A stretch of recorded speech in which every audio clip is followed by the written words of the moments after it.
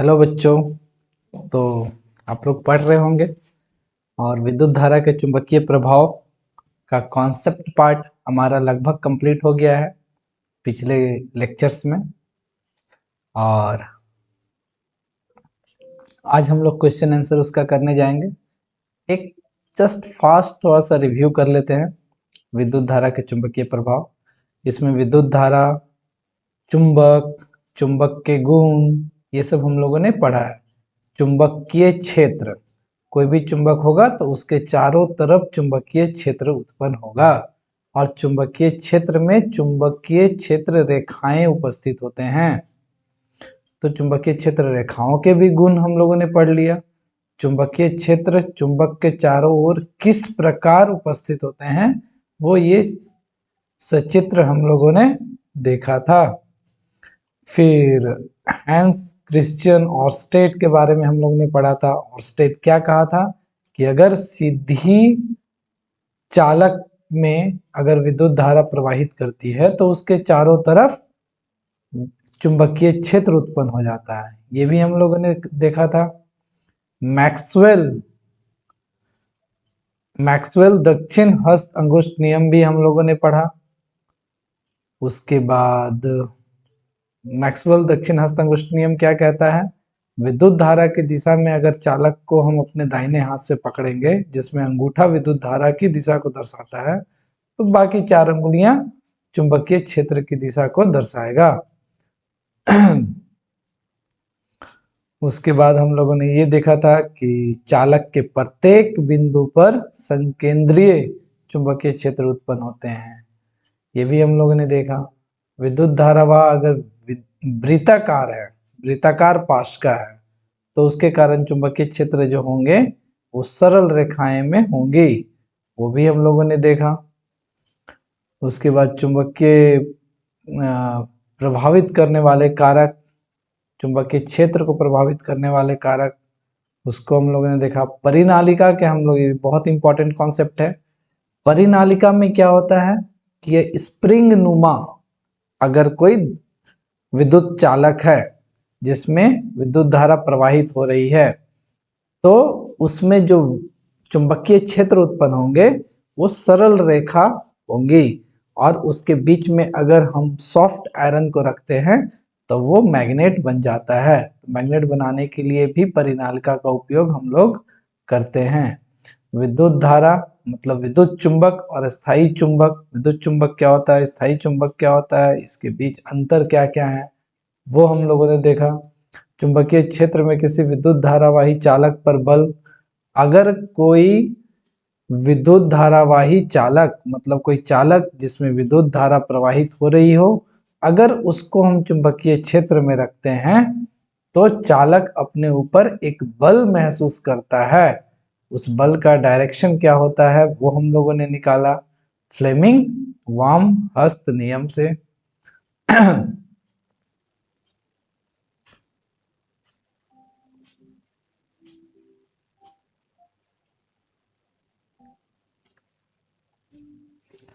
Fleming वाम हस्त नियम से हम लोगों ने निकाला।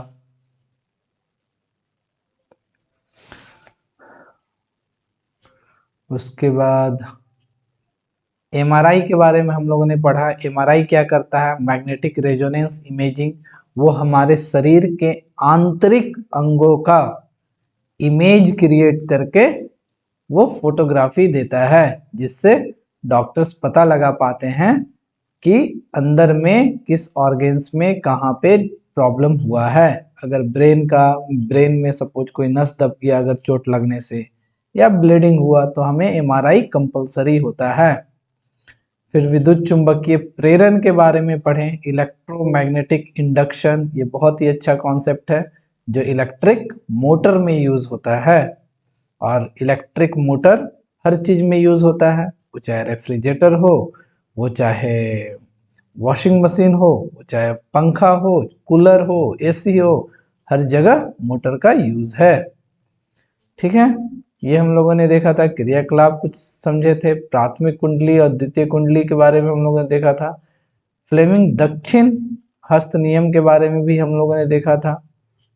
फ्लेमिंग दक्षिण हस्त नियम क्या कहता है कि अगर कोई चुंबक किसी गति करते हुए चुंबकीय क्षेत्र को चेंज कर रहा है तो चुंबकीय क्षेत्र की दिशा, विद्युत धारा की दिशा और चालक की दिशा तीनों एक दूसरे के परस्पर लंबवत होंगे। तीनों की दिशा एक दूसरे के परस्पर लंबवत होंगे। तो वो हम लोगों ने देखा था। प्रत्यावर्ती धारा, अल्टरनेटिंग करंट, ये भी हम लोगों ने देखा। इसके लाभ, फिर दिष्टि धारा, डायरेक्ट करंट, घरेलू परिपथ के बारे में हम लोगों ने जाना था, वो कैसे कनेक्शन होते हैं। भू संपर्क तार यानी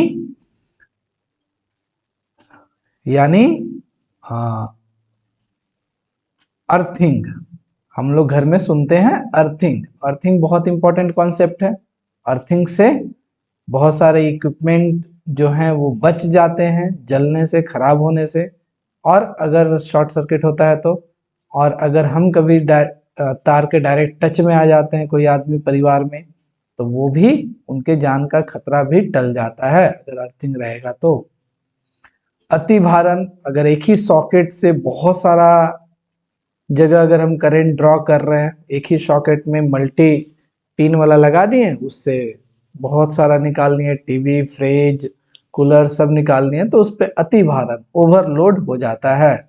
सुरक्षा युक्तियां, विद्युत फ्यूज लगाते हैं, अर्थिंग करते हैं और एमसीबी लगाते हैं। ये सारा सुरक्षा युक्तियां हैं। ये हम लोगों ने देखा था। एक विद्युत मोटर हमारा बच गया था जिसको आज कंप्लीट करेंगे, ठीक है।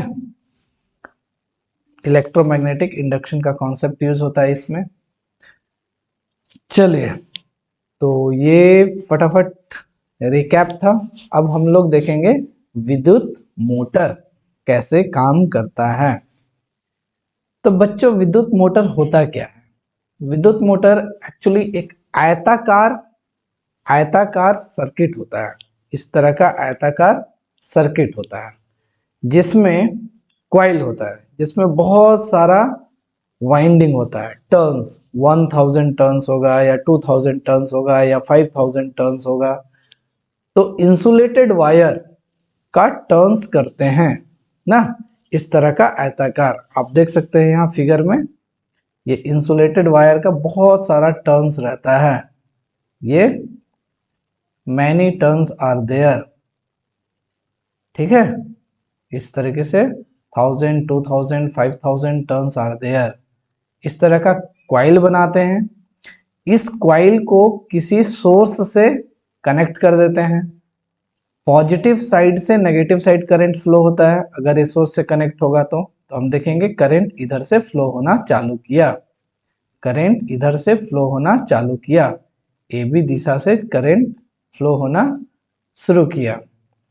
और इस जो रेक्टेंगुलर कॉइल है, एक रेक्टेंगुलर कॉइल रख दिए, इसको किसी सोर्स से कनेक्ट कर दिए, बैटरी सोर्स से या कोई दूसरे सोर्स से जहां से करंट मिल सके, और इसके दोनों तरफ मैग्नेट रख दिए, स्ट्रॉन्ग मैग्नेट, जिससे यहाँ पे एक बहुत स्ट्रॉन्ग मैग्नेटिक फील्ड जनरेट हो जाए, very strong magnetic field generate हो जाए। तो स्ट्रॉन्ग मैग्नेटिक फील्ड में एक ऐसे कॉइल को रखें जिसमें विद्युत धारा प्रवाहित हो रही है। तो विद्युत धारा प्रवाहित हो रही है तो हम लोग जानते हैं मैक्सवेल हस्त अंगुष्ठ नियम से कि अगर इस दिशा में, अगर हम ए बी साइड को देखें, अगर इसके ए बी साइड को देखें तो ए बी साइड में अगर हम अंगूठा विद्युत धारा की दिशा में रखते हैं तो जो मैग्नेटिक फील्ड है वो इस दिशा में बनेगा। मैग्नेटिक फील्ड का डायरेक्शन ये होगा, ठीक ना। तो यहां पे क्या होता है, करंट का दिशा और इसके वजह से जो मैग्नेटिक फील्ड हो रहा है उसका नहीं, ये परमानेंट मैग्नेट के वजह से जो मैग्नेटिक फील्ड जनरेट हो रहा है उसका दिशा, यानी करंट का दिशा और ये जो मैग्नेटिक फील्ड है इसका मैग्नेटिक फील्ड का दिशा, ये मैग्नेटिक फील्ड का दिशा हो गया, ये करंट का दिशा हो गया, ठीक है। इसके परपेंडिकुलर ये मैग्नेटिक फील्ड का दिशा हो गया और ये करंट का दिशा हो गया। ये मैग्नेटिक फील्ड का दिशा हो गया और ये करंट का दिशा हो गया। तो इस सरफेस से बाहर हम लोग देख सकते हैं, इस सरफेस से बाहर तब ये तीनों म्यूचुअली परस्पर 90 डिग्री होगा, 90 डिग्री 90 डिग्री 90 डिग्री, यानी तीनों म्यूचुअली परपेंडिकुलर होगा।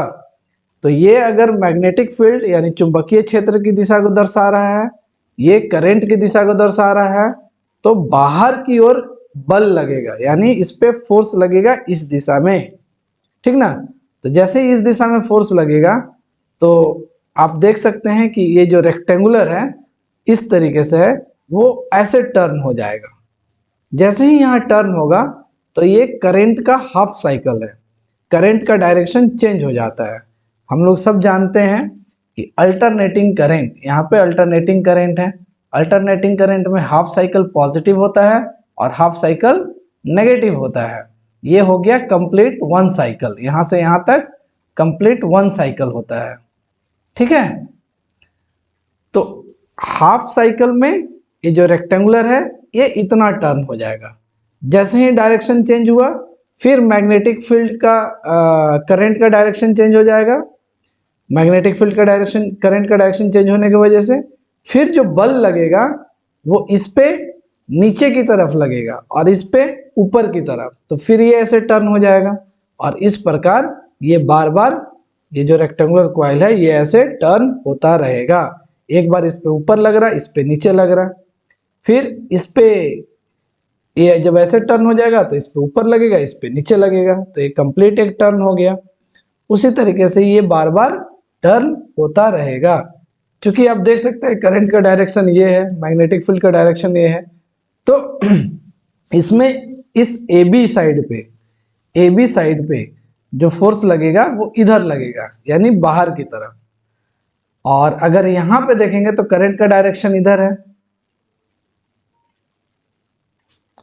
करंट का डायरेक्शन इधर है और मैग्नेटिक फील्ड का डायरेक्शन ये है, तो इसमें नीचे की तरफ फोर्स लगेगा। ये हो गया मैग्नेटिक फील्ड, ये हो गया करंट, तो इसमें नीचे की तरफ फोर्स लगेगा। तो ये ऊपर जाएगा, ये नीचे जाएगा, उसके बाद ये ऊपर आएगा, ये नीचे जाएगा, और इस तरीके से ये घूमना चालू हो जाएगा, ठीक है। तो विद्युत मोटर ऐसे ही काम करता है। विद्युत मोटर में करते क्या है, अगर नहीं समझ में आया सब भूल जाओ, सब भूल भाल के फिर से सुनो क्या कह रहे हैं। देखो सब भूल मिटा देते हैं, everything I am going to erase, forget everything. नहीं समझ में आया, नहीं समझ में आया, फिर से समझेंगे। देखो क्या करते हैं, क्वाइल लेते हैं। क्वाइल होता क्या है, उसमें बहुत बार टर्न करेंगे, वायर को बार बार टर्न करेंगे, 100 बार 200 बार 500 बार।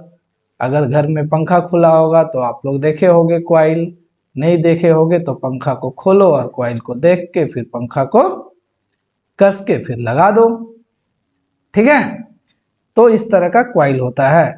रेक्टेंगुलर क्वाइल को दो मैग्नेट रख दिए, दोनों मैग्नेट के बीच में रेक्टेंगुलर क्वाइल को रख दिए। अब रेक्टेंगुलर क्वाइल को कनेक्शन कर दिए, ठीक है।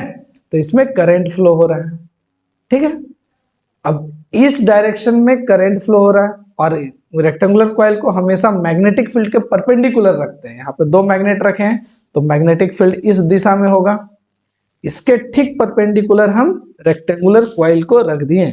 मान लेते हैं ये रेक्टेंगुलर कॉइल है और इधर एक मैग्नेट रखे हैं, तो मैग्नेटिक फील्ड के ठीक parallel perpendicular magnet rectangular coil को रख दिए। अब इधर करंट फ्लो हो रहा है और इस साइड पे इस साइड से करंट फ्लो हो रहा है, तो करंट का डायरेक्शन ये होगा, मैग्नेटिक फील्ड का डायरेक्शन ये होगा, तो इसमें फोर्स ऊपर लगेगा।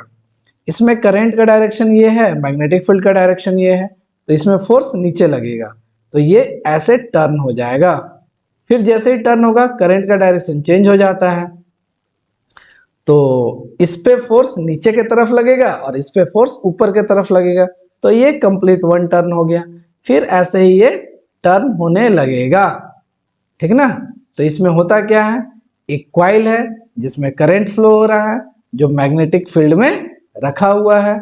जैसे ही मैग्नेटिक फील्ड में रखते हैं ये घूमने लगता है, घूर्णन करने लगता है, और यही होता है मोटर। यही होता है मोटर का कॉन्सेप्ट। ये मैकेनिकल फोर्स होने के कारण फिर हमें इलेक्ट्रिकल एनर्जी को मैकेनिकल एनर्जी में कन्वर्ट करता है इलेक्ट्रिकल मोटर। ठीक है, तो यहाँ पे देख लेते हैं कि डेफिनेशन क्या है। यह एक घूर्णन युक्ति है, मतलब डिवाइस है, जिसमें विद्युत ऊर्जा को यांत्रिक ऊर्जा में रूपांतरित करते हैं। विद्युत ऊर्जा मतलब इलेक्ट्रिकल एनर्जी को यांत्रिक ऊर्जा मतलब मैकेनिकल एनर्जी में रूपांतरित मतलब कन्वर्ट करते हैं। Electrical energy is converted into mechanical energy. इसका उपयोग पंखा, रेफ्रिजरेटर, कंप्यूटर, वॉशिंग मशीन इत्यादि में किया जाता है। अब इसको समझ लेते हैं कि क्या लिखा हुआ है। ABCD विद्युत रोधी तार। अच्छा, ये जो तार है ये इंसुलेटेड वायर होता है, ठीक ना, क्योंकि एक के ऊपर एक के ऊपर एक वाइंड कर रहे हैं। इंसुलेटेड नहीं होगा तो एक तार दूसरे तार के डायरेक्ट संपर्क में आएगा तो शॉर्ट सर्किट हो जाएगा, इसलिए इंसुलेटेड होना जरूरी है। ABCD एक विद्युत रोधी तार की एक आयताकार कुंडली है। कुंडली मतलब ये कॉइल। यह चुंबकीय क्षेत्र के दो ध्रुवों के बीच इस प्रकार रखा है कि इसकी भुजाएं AB तथा CD चुंबकीय क्षेत्र की दिशा के लंबवत है। ये चुंबकीय क्षेत्र की दिशा हो गया और ये इसके लंबवत, यानी ये दोनों एक दूसरे के परपेंडिकुलर है, 90 डिग्री का एंगल है। ठीक है, विद्युत धारा कुंडली में AB तथा CD दिशा में प्रवाहित हो रही है। विद्युत धारा AB दिशा में प्रवाहित हो रहा है। विद्युत धारा AB दिशा में प्रवाहित हो रहा है और इस साइड में CD दिशा में प्रवाहित हो रहा है। फ्लेमिंग वाम हस्त नियम के अनुसार भुजा AB पर बाहर की ओर मतलब ऊपर की ओर, और एवं भुजा CD पर अंदर की ओर मतलब अंदर की तरफ बल लगेगा। विद्युत धारा के उत्क्रमित होने पर दोनों भुजाएं AB तथा CD बल की दिशा बदल जाती है। जैसे ही करंट का डायरेक्शन चेंज होगा, करंट क्या होता है, half cycle positive half cycle negative, तो इसका डायरेक्शन चेंज होगा यहाँ से, तो इसका भी डायरेक्शन चेंज हो जाएगा करंट का। तो जब डायरेक्शन चेंज होगा तो बल का भी डायरेक्शन चेंज हो जाएगा, फिर इसमें ऊपर की ओर इसमें नीचे की ओर, और इस प्रकार ये युक्ति घूर्णन करने लगता है। विद्युत धारा के उत्क्रमित होने पर दोनों भुजाएं AB तथा CD पर बल की दिशा बदल जाती है, अतः कुंडली घूर्णन करने लगती है। तो ये घुमाना ही मोटर का मेन काम है। मोटर मतलब क्वाइल का घूमना, मोटर मतलब क्वाइल का घूमना। और क्वाइल क्या होता है, कुछ नहीं, बस वाइंडिंग किया हुआ है। वायर को 10 बार 100 बार 1000 बार 5000 बार टर्न किया हुआ है, घुमाया हुआ है। उसको एक करंट से एक सप्लाई कर दिए, करंट सप्लाई कर दिए वोल्टेज अप्लाई करके, और इसको एक मैग्नेटिक फील्ड में यानी चुंबकीय क्षेत्र में जैसे ही रखते हैं ये घूर्णन करने लगता है, और जब घूर्णन करने लगता है तो ये मोटर बन जाता है। ठीक है, चलिए, व्यावसायिक मोटर यानी जो हमारे काम काज में आते हैं, जो बड़े बड़े मोटर्स होते हैं, तो उसके लिए तो बड़ा बड़ा मैग्नेट रखना होगा, क्योंकि मैग्नेटिक फील्ड जो चुंबकीय क्षेत्र है वो बहुत स्ट्रांग चाहिए, बहुत मजबूत चाहिए। तो हम लोग क्या करते हैं, विद्युत चुंबक यूज करते हैं, क्योंकि स्ट्रांग मैग्नेटिक फील्ड या बहुत सशक्त चुंबकीय क्षेत्र हमको अचीव करने के लिए बहुत बड़ा बड़ा चुंबक का जरूरत होगा। तो बड़ा बड़ा चुंबक क्यों लाएंगे, हम लोग विद्युत चुंबक यूज करेंगे। करंट बहुत ह्यूज अमाउंट ऑफ पास कराएंगे तो huge amount of magnetic field हमको मिल जाएगा। तो चुंबकीय क्षेत्र में जब एक क्वाइल को रखते हैं जिससे विद्युत धारा प्रवाहित हो रही है, तो क्वाइल घूर्णन करने लगता है, ये बन गया मोटर। तो व्यावसायिक मोटर में हम लोग कुंडली के फेरों की संख्या अधिक लेते हैं, क्योंकि इस पे भी डिपेंड करता है मैग्नेटिक फील्ड कितना स्ट्रांग होगा। विद्युत चुंबक प्रयोग में लाए जाते हैं, इसमें विद्युत चुंबक लेके आते हैं, क्योंकि बड़ा बड़ा चुंबक लाना पड़ेगा नहीं तो। कुंडली नर्म लौह रॉड पर लपेटी जाती है। जो हम लोग कॉइल बनाते हैं वो नर्म लौह मतलब सॉफ्ट आयरन कोर में लपेटते हैं। किस में लपेटते हैं? सॉफ्ट आयरन कोर में लपेटते हैं। ठीक है, ये आखिरी कॉन्सेप्ट था जो कंप्लीट हो गया। अब इंपॉर्टेंट है क्वेश्चन आंसर। तो देखिए बच्चों, क्वेश्चन आंसर बहुत ही इंपॉर्टेंट है। क्वेश्चन पढ़ के अगर आंसर हमारे दिमाग में आ रहा है, यानी हमारा कॉन्सेप्ट क्लियर है, या कॉन्सेप्ट पढ़ के थोड़ा थोड़ा हम अनुमान लगा पा रहे हैं कि अच्छा आंसर कुछ ऐसा वैसा होगा, तब हमारा कॉन्सेप्ट लगभग लगभग थोड़ा सा ठीक हो गया है। और अगर नहीं हुआ है तो पहले के लेक्चर पहले देख लीजिए, उसके बाद क्वेश्चन आंसर देखिएगा। चलिए, पहला क्वेश्चन क्या है? चुंबक के निकट लाने पर, चुंबक के निकट लाने पर द्विक सूचक की सुई विक्षेपित क्यों हो जाती है? सबसे पहले तो विक्षेपित के बारे में जानेंगे। विक्षेपित मतलब टर्न हो जाना, अपने जगह से हट जाना, ठीक ना। विक्षेपित मतलब अपने जगह से हट जाना। द्विक सूचक मतलब मैग्नेटिक नीडल। मैग्नेटिक नीडल क्या होता है? एक नीडल होता है जिसमें एक नॉर्थ पोल होता है, एक साउथ पोल होता है। अगर उसको हम फ्रीली सस्पेंड करते हैं तो नॉर्थ पोल के तरफ, साउथ पोल के तरफ अलाइन हो जाता है। ये समुद्री जहाज में पहले यूज होता था दिशा दर्शाने के लिए। समुद्र में लोग दूर दूर तक खाली पानी है, कहीं कुछ नजर नहीं आ रहा है, किधर पूरब, किधर पश्चिम, किधर उत्तर, किधर दक्षिण, किसी को पता नहीं। फोन पे, कॉल पे आदेश आया कि आप पूरब दिशा की ओर बढ़िए, तो पूरब दिशा की ओर कैसे बढ़ेंगे? तो मैग्नेटिक निडल निकालें, उसको सस्पेंड किए, तो नॉर्थ पोल के तरफ, साउथ पोल के तरफ अलाइन हो गया। तो हमको पता चल गया कि अच्छा इधर उत्तर है और इधर दक्षिण है। तो जैसे ही हम उत्तर के तरफ मुंह करके खड़ा होंगे तो हमारा दाहिना हाथ पूरब और बायां हाथ पश्चिम। तो अब हम जिधर जाना है उधर पूरब पश्चिम जा सकते हैं। तो समुद्री जहाज में द्विक सूचक सुई की यूज होती थी और अभी भी शायद होती है। ठीक है, तो चुंबक के निकट अगर हम द्विक सूचक सुई को लेके आते हैं, द्विक सूचक सुई भी एक तरह का चुंबक है, तो जो सुई है वो विक्षेपित हो जाती है। यानी हम लोग जानते हैं कि अगर साउथ पोल लाएंगे पास में तो दोनों एक दूसरे को रिपेल करेगा, साउथ पोल नॉर्थ पोल लाएंगे तो दोनों एक दूसरे को अट्रैक्ट करेगा, तो ऑब्वियसली विक्षेपित होगा ही। द्विक सूचक की सुई एक छड़ चुंबक के जैसा होता है। छड़ चुंबक मतलब इस तरह का रेक्टेंगुलर चुंबक के जैसा होता है, जिसकी उत्तरी ध्रुव उत्तर दिशा एवं दक्षिणी ध्रुव दक्षिण दिशा की ओर संकेत करती है। अतः जब हम चुंबक को इसके पास लाते हैं तो यह विक्षेपित हो जाती है। पास लाएंगे या तो साउथ पोल होगा तो एक दूसरे को रिपेल करेगा, और अगर साउथ पोल नॉर्थ पोल होगा तो एक दूसरे को अट्रैक्ट करेगा। दोनों केस में विक्षेपित तो पक्का होगा। अगर रिपेल करेगा तो इधर विक्षेपित होगा, अट्रैक्ट करेगा तो इधर विक्षेपित होगा, लेकिन अपने जगह से वो हटेगा तो जरूर। क्या? चलिए, अब है अगला सवाल। अगला सवाल आपके स्क्रीन पर 10,000 के लिए।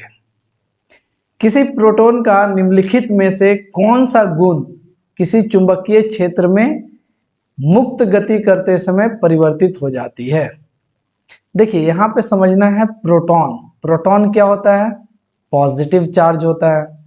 ठीक है, अगर प्रोटॉन मुक्त गति कर रहा है, क्या कर रहा है? मुक्त गति कर रहा है, यानी पॉजिटिव चार्ज मूव कर रहा है, तो हम जानते हैं कि जो करंट होता है वो पॉजिटिव से नेगेटिव के तरफ मूव करता है।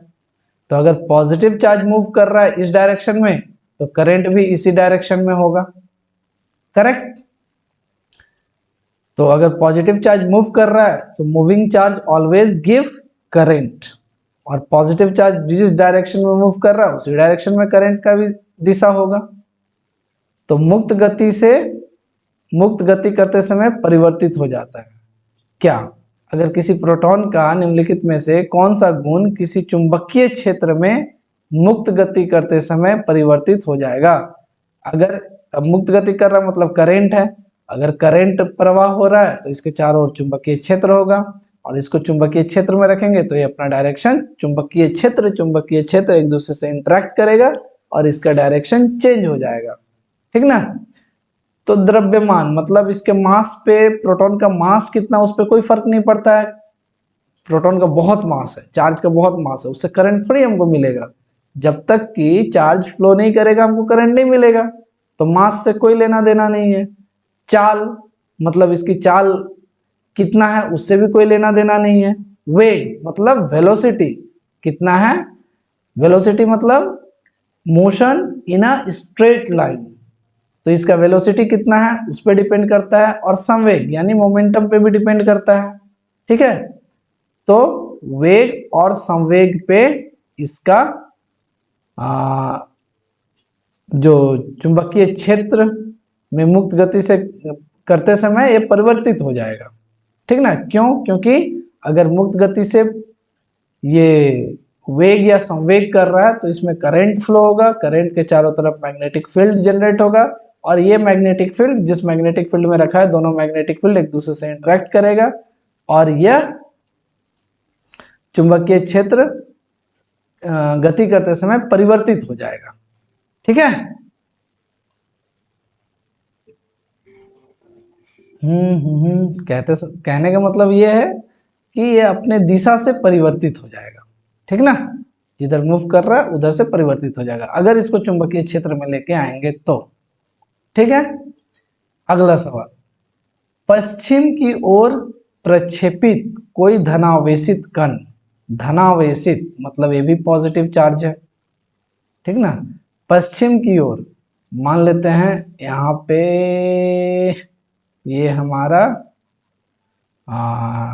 नॉर्थ है, ये हमारा साउथ है, ये हमारा ईस्ट है, ये हमारा वेस्ट है।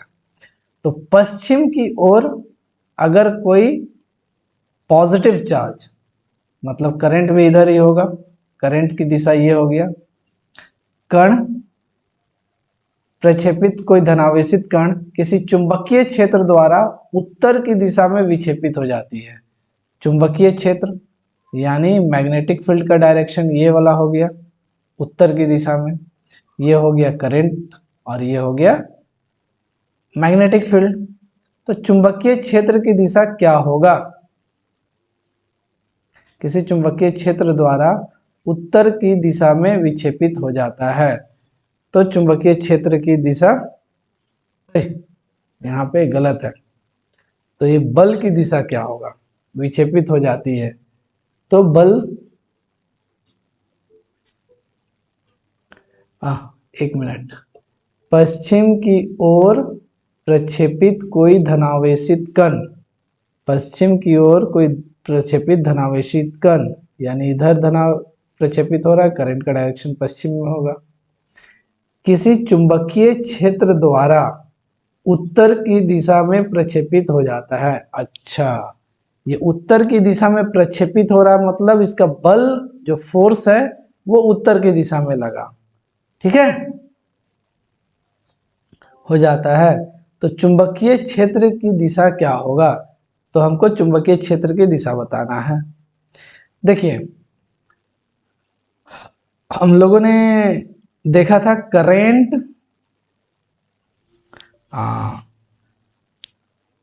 फ्लेमिंग वाम हस्त नियम, अगर ये मध्यमा विद्युत धारा की दिशा को दर्शाता है, तर्जनी हमारा चुंबकीय क्षेत्र की दिशा को दर्शाता है, और अंगूठा बल की दिशा को दर्शाता है, तो यहाँ पे क्या है कि पश्चिम में विद्युत धारा की दिशा है, ठीक है, विद्युत धारा ये वाला दर्शाता है तो इसको हम लोग इधर रखेंगे, ठीक है, ये विद्युत धारा की दिशा हो गया।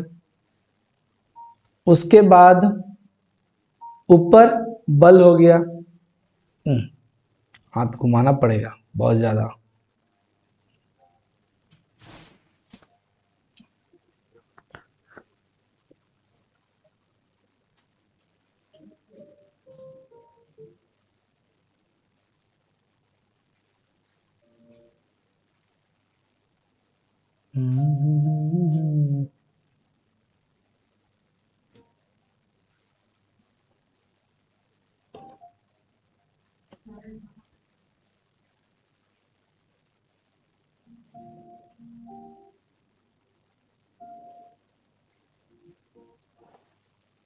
अगर करंट ये विद्युत धारा की दिशा को दर्शाता है, ये तर्जनी जो है ये हमारा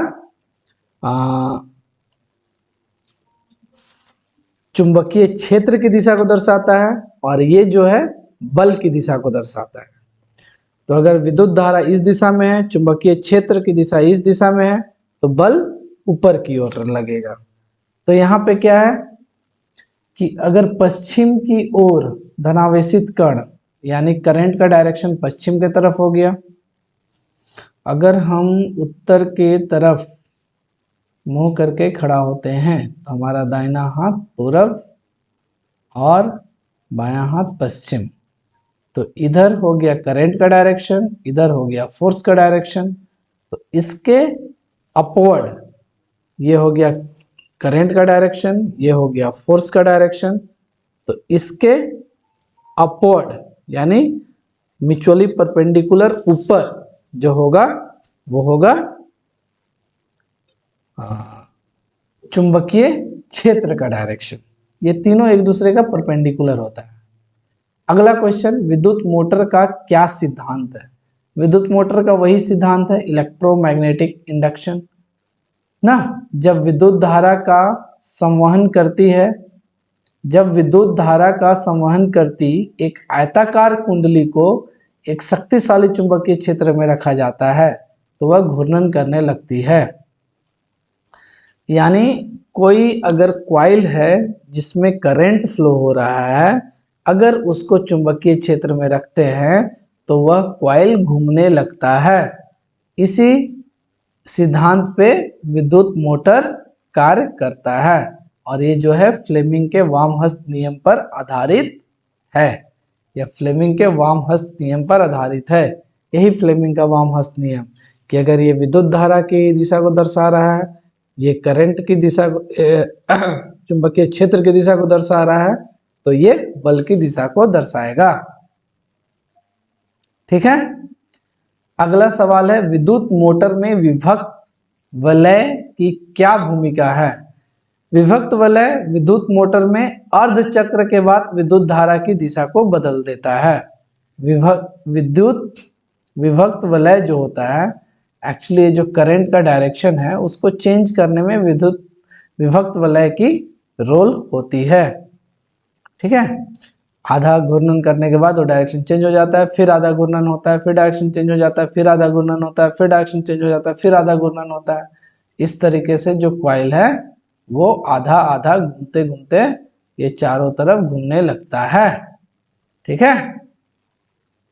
चलिए, विद्युत जनित्र किस सिद्धांत पर आधारित है? विद्युत जनित्र मतलब इलेक्ट्रिक जनरेटर। जनरेटर तो सब लोग सुने होंगे, शादी ब्याह में जनरेटर लगता है गांव में, क्योंकि वहां करंट नहीं है, लाइन नहीं है, तो जो बत्ती जलता है वो जनरेटर से जलता है। ठीक है।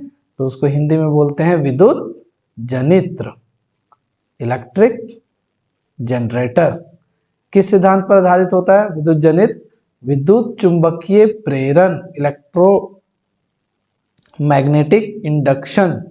इलेक्ट्रोमैग्नेटिक इंडक्शन के सिद्धांत पर आधारित होता है। इलेक्ट्रोमैग्नेटिक इंडक्शन नहीं पता है तो पहले के लेक्चर से देख लीजिए, सीधी सी बात। चुंबकीय क्षेत्र के 3 स्रोत की सूची बताइए। चुंबकीय क्षेत्र का 3 स्रोत जिससे चुंबकीय क्षेत्र उत्पन्न हो सकता है। पहला, सीधे चालक से विद्युत धारा अगर प्रवाहित हो रहा है, अगर कोई विद्युत धारा सीधे चालक से प्रवाहित हो रहा है तो इसके चारों ओर मैग्नेटिक फील्ड जनरेट हो जाएगा। दूसरा क्या है, विद्युत धारावाही वृत्ताकार पाश के कारण।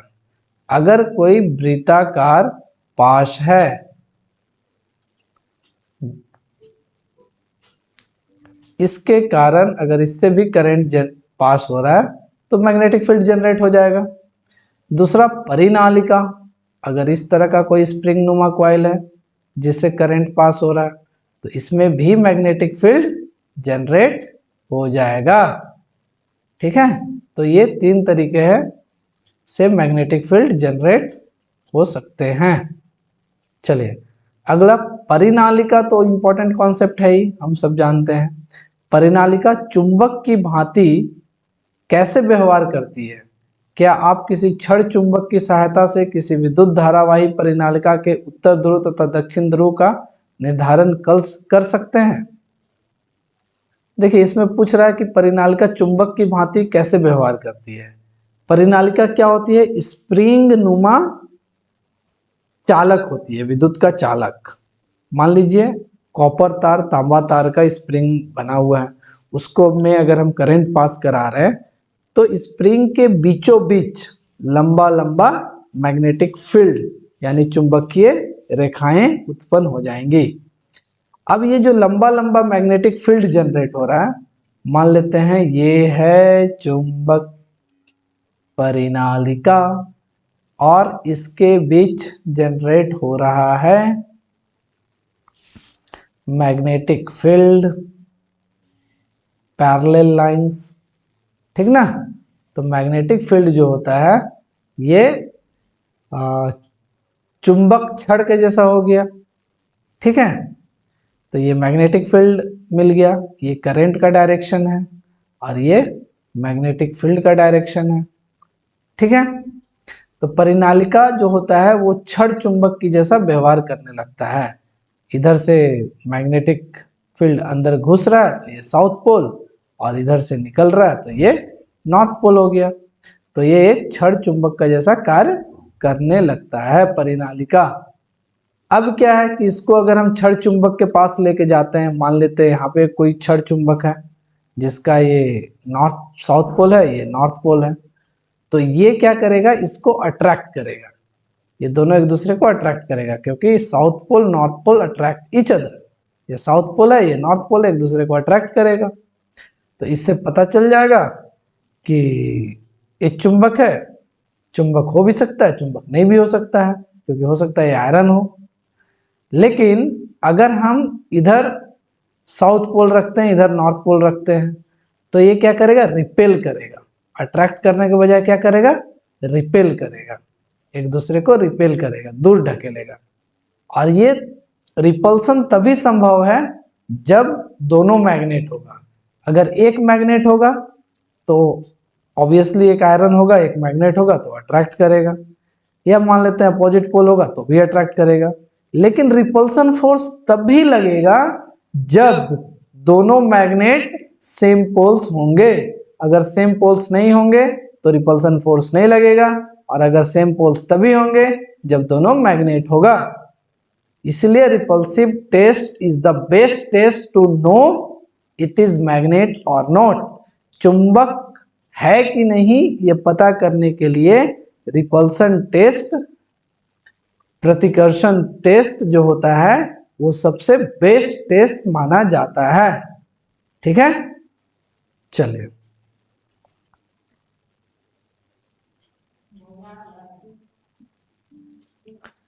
जब किसी परिनालिका से विद्युत धारा प्रवाहित होती है तो प्रत्येक वृत्ताकार लघु के कारण उत्पन्न चुंबकीय क्षेत्र जुड़ जाती है। यानी एक वृत्ताकार के कारण चुंबकीय क्षेत्र, दूसरे वृत्ताकार के कारण चुंबकीय क्षेत्र, तीसरे वृत्ताकार के कारण चुंबकीय क्षेत्र, चौथे के कारण ये जुड़ते जाती हैं और ये एक समांतर रेखाएं देती हैं, ठीक ना, जुड़ जाती है। और ये समांतर रेखाएं होती हैं। समांतर रेखाएं चुंबकीय क्षेत्र के छड़ चुंबक की तरह कार्य करती है। ये एक छड़ चुंबक का जैसा व्यवहार करने लगता है, ठीक है, जिसका एक छोर उत्तरी, उत्तरी मतलब जहां से निकल रहा है, और दक्षिणी मतलब जहां घुस रहा है, तथा दूसरी दक्षिणी ध्रुव होती है। जब हम दूसरा छड़ चुंबक का उत्तरी ध्रुव परिनालिका के पास लाते हैं तो या तो इसके नॉर्थ उत्तरी ध्रुव उत्तरी के पास आएगा तो रिपल्सन होगा, उत्तरी ध्रुव दक्षिणी के पास आएगा तो अट्रैक्शन होगा। अगला सवाल, किसी चुंबकीय क्षेत्र में स्थित विद्युत धारावाही चालक पर आरोपित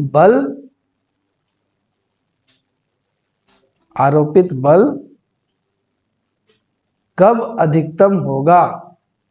आरोपित बल कब अधिकतम होगा?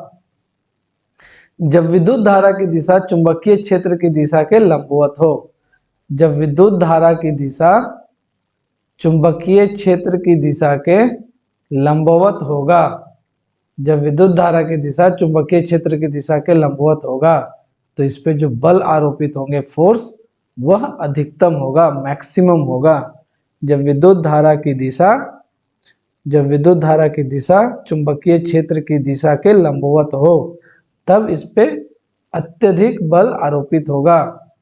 कोई विद्युत रोधी तांबे के तार की कुंडली किसी गैल्वेनोमीटर से संयोजित है। क्या होगा यदि कोई छड़ चुंबक कुंडली में ढकेला जाता है? जब कोई छड़ चुंबक कुंडली में ढकेला जाता है यानी मान लीजिए कि कोई एक कॉइल बना हुआ है, ठीक ना, इस कॉइल में अगर कोई छड़ चुंबक को हम पास लेके आते हैं तो यहाँ पे मैग्नेटिक फील्ड बढ़ जाएगा, चेंज हो जाएगा, तो इसमें करंट फ्लो होने लगेगा, ठीक है। और जब छड़ चुंबक को हम दूर लेके जाएंगे, ठीक है, तो अचानक से यहाँ पे मैग्नेटिक फील्ड, मान लेते हैं यहाँ पास ले आए, ठीक ना, इसको ढकेल के, तो यहाँ पे करंट मिला। फिर इसको यहाँ से दूर ले जाएंगे, यहाँ लेके आ गए, तो फिर भी इसमें करंट मिलेगा। लेकिन यहाँ ला के अगर रखे रहेंगे तो इसमें करंट नहीं मिलेगा। अब सवाल है कि लाने से करंट मिल रहा है, ले जाने से करंट मिल रहा है, लेकिन ला के रख रहे हैं तो करंट नहीं मिल रहा है। तो जैसे ही लेके आते हैं यहाँ पे मैग्नेटिक फील्ड का इंटेंसिटी बढ़ जाता है तो करंट मिलता है, यानी मैग्नेटिक फील्ड यहाँ पे चेंज हो गया। यहाँ से जैसे ही लेके गए मैग्नेटिक फील्ड कम हो गया, यानी मैग्नेटिक फील्ड चेंज हो गया, तो यहाँ पे करंट मिला। तो change in magnetic field gives current. चुंबकीय क्षेत्र में जो बदलाव होता है वही विद्युत धारा देता है, ठीक है। और अगर इसको चुंबक को यहाँ पे रखे हैं तो यहाँ पे चुंबकीय क्षेत्र स्थिर है, चेंज नहीं हो रहा, तो हमको यहाँ पे कोई भी करंट कॉइल में नहीं मिलेगा, कुंडली में कोई भी करंट नहीं मिलेगा। तो कुंडली में ढकेला जाता है, अगर कुंडली में ढकेलेंगे तो गैल्वेनोमीटर की सुई की दिशा में अचानक विचलन करती है, जो कि कुंडली में उत्पन्न विद्युत धारा का संकेत है। गैल्वेनोमीटर की सुई एक दिशा में अचानक विचलन करती है, जो कि कुंडली में उत्पन्न विद्युत धारा का संकेत है। अगला, कुंडली के भीतर से बाहर खींचा जाता है, यही मतलब भीतर से बाहर की तरफ खींचेंगे तो भी गैल्वेनोमीटर की सुई दूसरी दिशा में विचलन करती है, जो कुंडली में विद्युत धारा के प्रवाह का संकेत है। इसमें थोड़ा सा चेंज किए बट सेम ही है, जो इंटेंशन है, स्टेटमेंट है, उस स्टेटमेंट का इंटेंशन वो सेम ही है, वर्ड्स थोड़ा बहुत चेंज हम जानबूझ के किए हैं, ठीक है, ताकि आप लोग को ऐसा ना लगे कि हमेशा वैसे ही लिखना है, कुछ चेंज नहीं हो सकता है। आप अपने लैंग्वेज में भी लिख सकते हो, ऐसा नहीं कि हम जैसा बता रहे वैसे ही लिखना है, ठीक है। तीसरा, कुंडली के भीतर अगर स्थिर रखा जाता है चुंबक को तो गैल्वेनोमीटर की सुई में विचलन नहीं होता, अतः कुंडली में विद्युत धारा उपस्थित नहीं होती है, ठीक है। तो change in magnetic field gives electric current. चुंबकीय क्षेत्र में बदलाव ही विद्युत धारा उत्पन्न करती है, ठीक है। अगला सवाल, दो वृत्ताकार कुंडली एक दूसरे के निकट स्थित है। दो वृत्ताकार कुंडली एक दूसरे के निकट स्थित है। दो वृत्ताकार कुंडली एक दूसरे के निकट स्थित है। यदि कुंडली ए, इसको बी मान लेते हैं, ए के विद्युत धारा में कोई परिवर्तन करे तो क्या कुंडली बी में कोई विद्युत धारा प्रेरित होगी? हाँ, अवश्य होगी। देखिए, जब इसमें करंट पास कराएंगे तो मैग्नेटिक फील्ड जनरेट होगा, ठीक है। तो ये मैग्नेटिक फील्ड के वजह से इसमें एक वोल्टेज प्रेरित हो जाता है, इंड्यूस्ड ईएमएफ उसको कहते हैं, ठीक है, विभवांतर आ जाता है। हाँ होगी, क्योंकि कुंडली ए के विद्युत धारा में परिवर्तन करने पर, अगर कुंडली ए के विद्युत धारा में परिवर्तन करेंगे तो इसके मैग्नेटिक फील्ड में परिवर्तन हो जाएगा, और इसके मैग्नेटिक फील्ड में परिवर्तन होगा तो कुंडली बी पर विभवांतर स्थापित हो जाएगा। जैसे ही इसके चारों तरफ मैग्नेटिक फील्ड होगा, इधर इधर इधर इधर, तो इसमें जैसे ही मैग्नेटिक फील्ड चेंज होगा, इसमें एक वोल्टेज आ जाएगा, विभवांतर वोल्टेज, ईएमएफ, दोनों सेम चीज है, वोल्टेज और ईएमएफ। एक्चुअल वोल्टेज को ईएमएफ बोलते हैं, और थोड़ा बहुत वोल्टेज कम हो गया तो उसको वोल्टेज कहते हैं। ठीक है, तो जो विभवांतर, वोल्टेज का हिंदी विभवांतर होता है। तो जब कॉइल यानी कुंडली ए में करेंट यानी विद्युत धारा बदलते हैं, तो इसमें एक ईएमएफ इंड्यूस हो जाता है, विभवांतर स्थापित हो जाता है, और अगर वोल्टेज मिल गया तो फिर इसमें करंट मिल जाएगा, जिससे इसमें विद्युत धारा प्रेरित होती है। ठीक है, निम्नलिखित की दिशा को निर्धारित करने वाला नियम लिखिए। निम्नलिखित के दिशा को निर्धारित करने वाला नियम लिखिए। ओके, देखते हैं। किसी विद्युत धारावाही सीधे चालक के चारों ओर उत्पन्न चुंबकीय क्षेत्र। कोई विद्युत धारावाही है, सीधे चालक है, जिसके चारों ओर चुंबकीय क्षेत्र उत्पन्न हो रहा है। ये किसने कहा था? ऑर्स्टेड ने। और ये डायरेक्शन किसने दिया था इसका? मैक्सवेल दक्षिण हस्त नियम। यानी अगर धारा की दिशा में अंगूठा को रखें तो जो हमारा चार फिंगर्स का कर्ल होगा वो चुंबकीय क्षेत्र की दिशा देगा। यह है मैक्सवेल दक्षिण हस्त नियम। ठीक है। बी, किसी चुंबकीय क्षेत्र में क्षेत्र के लंबवत स्थित विद्युत धारावाही सीधे चालक पर आरोपित बल। किसी चुंबकीय क्षेत्र में, मान लेते हैं ये चुंबकीय क्षेत्र है, मान लो ये चुंबकीय क्षेत्र है। इस चुंबकीय क्षेत्र में क्षेत्र के लंबवत इस स्थित विद्युत धारावाही सीधे चालक पर आरोपित बल। क्षेत्र के लंबवत अगर विद्युत धारा है यानी करंट है, ये मैग्नेटिक फील्ड है, तो ये दोनों के परपेंडिकुलर, म्यूचुअली परपेंडिकुलर बल का डायरेक्शन होगा, जो इससे भी 90 डिग्री होगा और इसके साथ भी 90 डिग्री होगा, इसके साथ भी 90 डिग्री होगा, इसके साथ भी 90 डिग्री होगा, इसके साथ भी 90 डिग्री होगा। ये फोर्स का डायरेक्शन हो जाएगा। अगर ये मैग्नेटिक फील्ड का डायरेक्शन है, ये करंट का डायरेक्शन है, तो ये फोर्स का डायरेक्शन हो जाएगा, बल का। ये क्या है? फ्लेमिंग वाम हस्त नियम। ये क्या है? फ्लेमिंग वाम हस्त नियम। यानी ये अगर विद्युत धारा का दिशा है, ये चुंबकीय क्षेत्र का दिशा है, तो ये बल की दिशा होगा। देख लेते हैं फ्लेमिंग वाम हस्त नियम।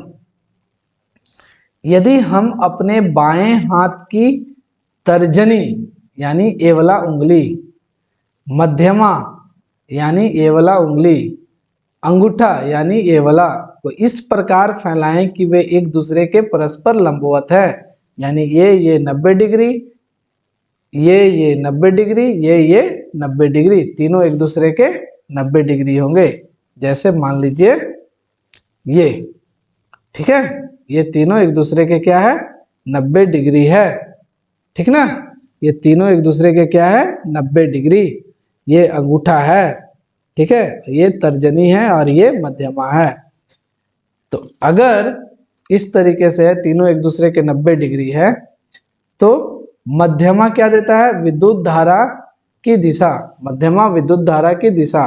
तर्जनी किसका देता है? चुंबकीय क्षेत्र की दिशा। और अंगूठा चालक पर लगे बल की दिशा। ठीक है।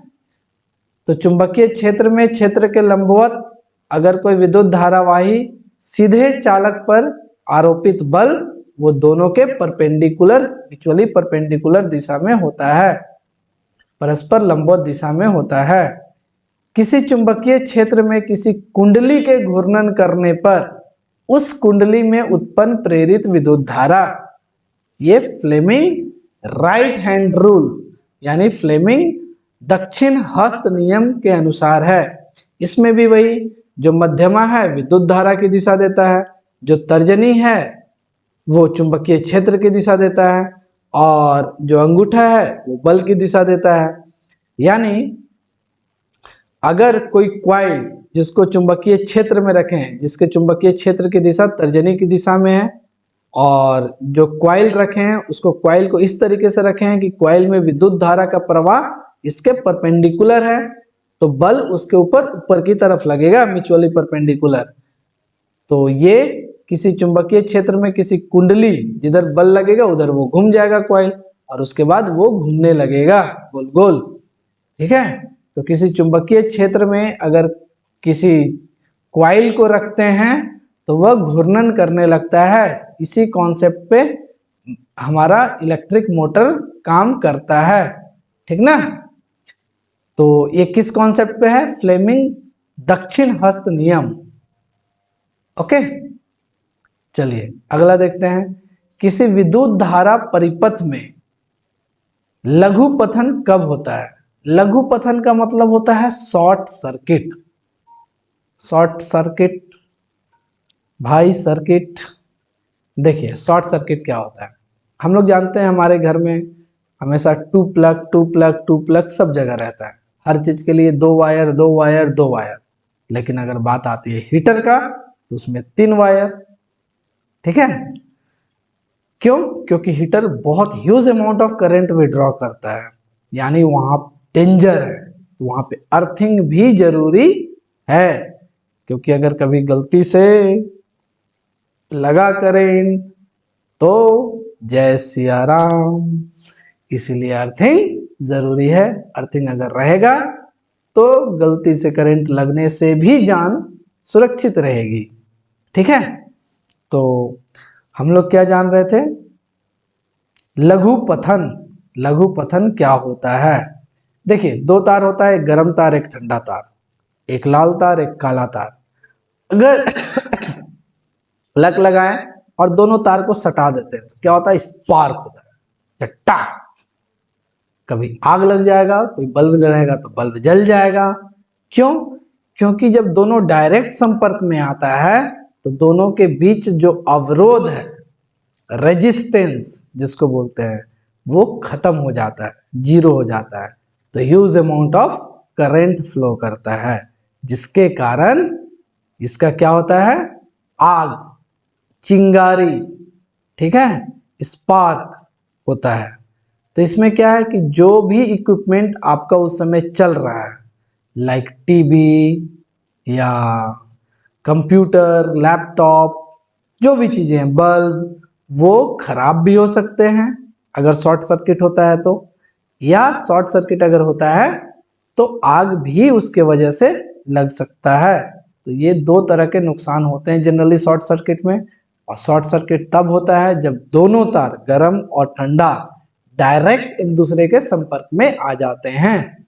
ठीक है, तो ये घर में करके चेक नहीं करना है, नहीं तो मम्मी पूछेगी बेटा कौन पढ़ाया था, और अगर किए तो मेरा नाम नहीं लेना है। ठीक ना, चलिए। तो किसी विद्युत परिपथ में अगर लघु पथन मतलब शॉर्ट सर्किट कब होता है? जब विद्युतमय और उदासीन, मतलब एक गर्म और एक ठंडा तार जो होता है वो दोनों को सीधे संपर्क में ले आते हैं, तो परिपथ का प्रतिरोध शून्य हो जाता है और अत्यधिक धारा प्रवाहित होने लगता है। तो परिघटना को लघु पथन कहते हैं।